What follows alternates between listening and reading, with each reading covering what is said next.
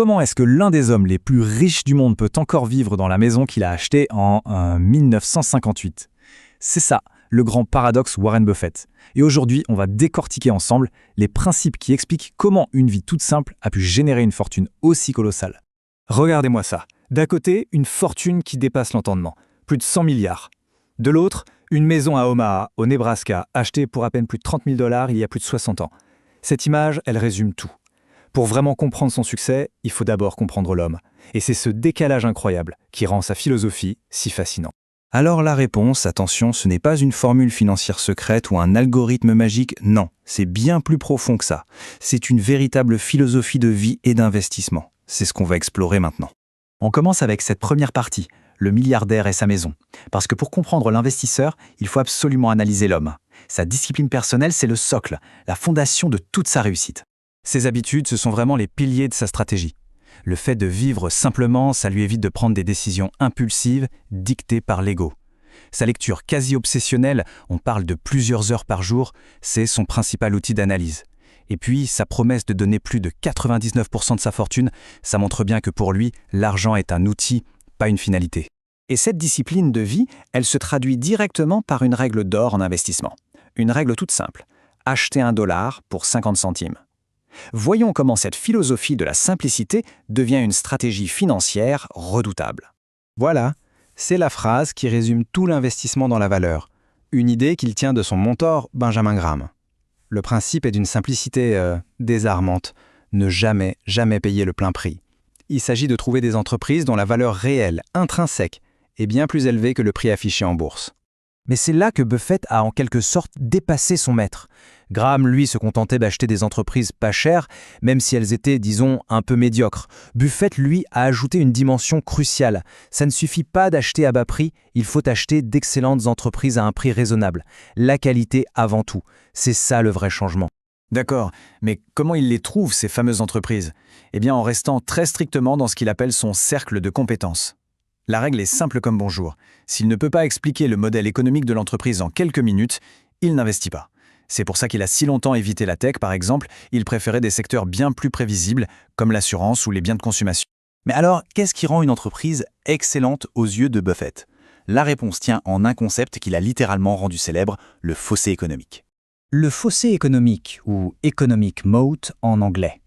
Imaginez un château fort. Qu'est-ce qu'il protège des attaques? C'est le fossé rempli d'eau tout autour. Eh bien, pour une entreprise, c'est exactement la même idée. C'est une barrière protectrice qui la met à l'abri de la concurrence. Et ce fossé, il repose sur plusieurs piliers solides. D'abord, des marques ultra puissantes. Pensez à Coca-Cola, qui crée une protection presque éternelle. Ensuite, des coûts de production très bas qui garantissent de meilleurs profits. Ajoutez à ça la fidélité des clients, qui verrouille le marché. Et enfin, peut-être le plus important, un management intègre et compétent qui agit comme le gardien du château, le gardien de ce fossé. Mais attention, trouver une super entreprise avec un large fossé économique, ça ne suffit pas. Le succès de Buffett repose sur une arme secrète, un ingrédient que la plupart des investisseurs oublient complètement, le temps. Cette phrase, elle est au cœur de sa psychologie. Lui, il ne se préoccupe pas des hauts et des bas du marché au jour le jour. Quand il achète une action, il considère qu'il achète un petit bout d'une entreprise pour la garder, idéalement pour toujours. Cette patience, c'est sa plus grande force. Et pourquoi cette patience est si cruciale? Parce qu'elle débloque la plus grande force de l'univers financier, les intérêts composés. C'est l'effet boule de neige. Les bénéfices que l'on réalise génèrent à leur tour leurs propres bénéfices. Et plus on laisse le temps faire son travail, plus la croissance s'accélère de façon exponentielle. Ça, c'est peut-être son conseil le plus célèbre. Pour lui, le contrôle de ses émotions est bien plus important que le QI. Il faut avoir le courage d'acheter quand tout le monde panique et vend à perte, et la prudence de ne pas se laisser emporter par l'euphorie générale quand les marchés s'enflamment. C'est un jeu de contre-pied. Bon, et pour finir, voyons comment tous ces principes se sont matérialisés dans l'œuvre de sa vie, Berkshire Hathaway, la machine à investir qu'il a patiemment construite. L'histoire de Berkshire est juste incroyable.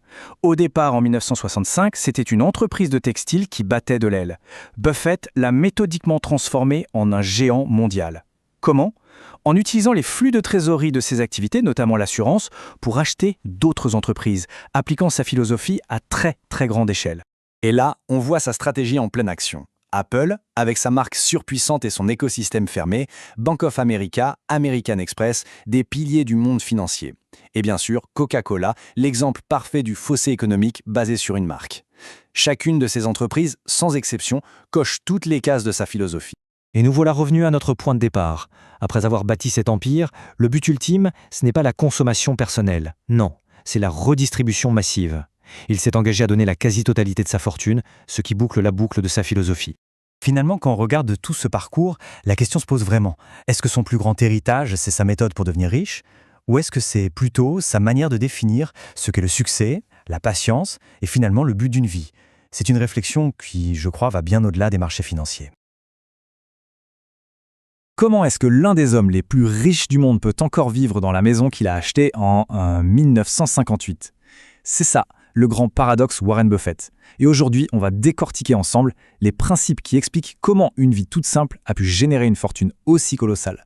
Regardez-moi ça. D'un côté, une fortune qui dépasse l'entendement, plus de 100 milliards. De l'autre, une maison à Omaha, au Nebraska, achetée pour à peine plus de $30 000 il y a plus de 60 ans. Cette image, elle résume tout. Pour vraiment comprendre son succès, il faut d'abord comprendre l'homme. Et c'est ce décalage incroyable qui rend sa philosophie si fascinante. Alors la réponse, attention, ce n'est pas une formule financière secrète ou un algorithme magique, non, c'est bien plus profond que ça. C'est une véritable philosophie de vie et d'investissement. C'est ce qu'on va explorer maintenant. On commence avec cette première partie, le milliardaire et sa maison. Parce que pour comprendre l'investisseur, il faut absolument analyser l'homme. Sa discipline personnelle, c'est le socle, la fondation de toute sa réussite. Ses habitudes, ce sont vraiment les piliers de sa stratégie. Le fait de vivre simplement, ça lui évite de prendre des décisions impulsives, dictées par l'ego. Sa lecture quasi obsessionnelle, on parle de plusieurs heures par jour, c'est son principal outil d'analyse. Et puis, sa promesse de donner plus de 99% de sa fortune, ça montre bien que pour lui, l'argent est un outil, pas une finalité. Et cette discipline de vie, elle se traduit directement par une règle d'or en investissement. Une règle toute simple. Acheter $1 pour 50 centimes. Voyons comment cette philosophie de la simplicité devient une stratégie financière redoutable. Voilà, c'est la phrase qui résume tout l'investissement dans la valeur. Une idée qu'il tient de son mentor, Benjamin Graham. Le principe est d'une simplicité désarmante. Ne jamais payer le plein prix. Il s'agit de trouver des entreprises dont la valeur réelle, intrinsèque, est bien plus élevée que le prix affiché en bourse. Mais c'est là que Buffett a en quelque sorte dépassé son maître. Graham, lui, se contentait d'acheter des entreprises pas chères, même si elles étaient, disons, un peu médiocres. Buffett, lui, a ajouté une dimension cruciale. Ça ne suffit pas d'acheter à bas prix, il faut acheter d'excellentes entreprises à un prix raisonnable. La qualité avant tout. C'est ça le vrai changement. D'accord, mais comment il les trouve, ces fameuses entreprises ? Eh bien en restant très strictement dans ce qu'il appelle son cercle de compétences. La règle est simple comme bonjour. S'il ne peut pas expliquer le modèle économique de l'entreprise en quelques minutes, il n'investit pas. C'est pour ça qu'il a si longtemps évité la tech, par exemple, il préférait des secteurs bien plus prévisibles, comme l'assurance ou les biens de consommation. Mais alors, qu'est-ce qui rend une entreprise excellente aux yeux de Buffett ? La réponse tient en un concept qu'il a littéralement rendu célèbre, le fossé économique. Le fossé économique, ou economic moat en anglais. Imaginez un château fort. Qu'est-ce qu'il protège des attaques ? C'est le fossé rempli d'eau tout autour. Eh bien, pour une entreprise, c'est exactement la même idée. C'est une barrière protectrice qui la met à l'abri de la concurrence. Et ce fossé, il repose sur plusieurs piliers solides. D'abord, des marques ultra puissantes, pensez à Coca-Cola, qui crée une protection presque éternelle. Ensuite, des coûts de production très bas, qui garantissent de meilleurs profits. Ajoutez à ça la fidélité des clients, qui verrouille le marché. Et enfin, peut-être le plus important, un management intègre et compétent qui agit comme le gardien du château, le gardien de ce fossé. Mais attention, trouver une super entreprise avec un large fossé économique, ça ne suffit pas. Le succès de Buffett repose sur une arme secrète, un ingrédient que la plupart des investisseurs oublient complètement, le temps. Cette phrase, elle est au cœur de sa psychologie. Lui, il ne se préoccupe pas des hauts et des bas du marché au jour le jour. Quand il achète une action, il considère qu'il achète un petit bout d'une entreprise pour la garder, idéalement pour toujours. Cette patience, c'est sa plus grande force. Et pourquoi cette patience est si cruciale ? Parce qu'elle débloque la plus grande force de l'univers financier, les intérêts composés. C'est l'effet boule de neige. Les bénéfices que l'on réalise génèrent à leur tour leurs propres bénéfices. Et plus on laisse le temps faire son travail, plus la croissance s'accélère de façon exponentielle. Ça, c'est peut-être son conseil le plus célèbre. Pour lui, le contrôle de ses émotions est bien plus important que le QI. Il faut avoir le courage d'acheter quand tout le monde panique et vend à perte, et la prudence de ne pas se laisser emporter par l'euphorie générale quand les marchés s'enflamment. C'est un jeu de contre-pied.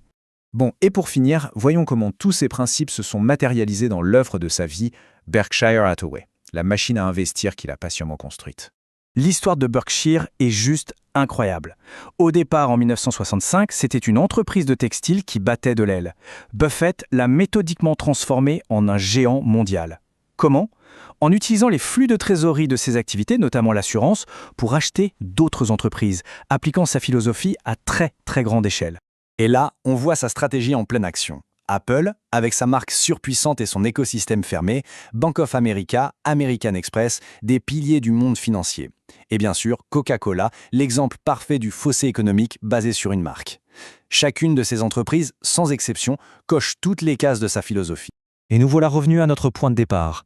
Après avoir bâti cet empire, le but ultime, ce n'est pas la consommation personnelle. Non, c'est la redistribution massive. Il s'est engagé à donner la quasi-totalité de sa fortune, ce qui boucle la boucle de sa philosophie. Finalement, quand on regarde tout ce parcours, la question se pose vraiment. Est-ce que son plus grand héritage, c'est sa méthode pour devenir riche ?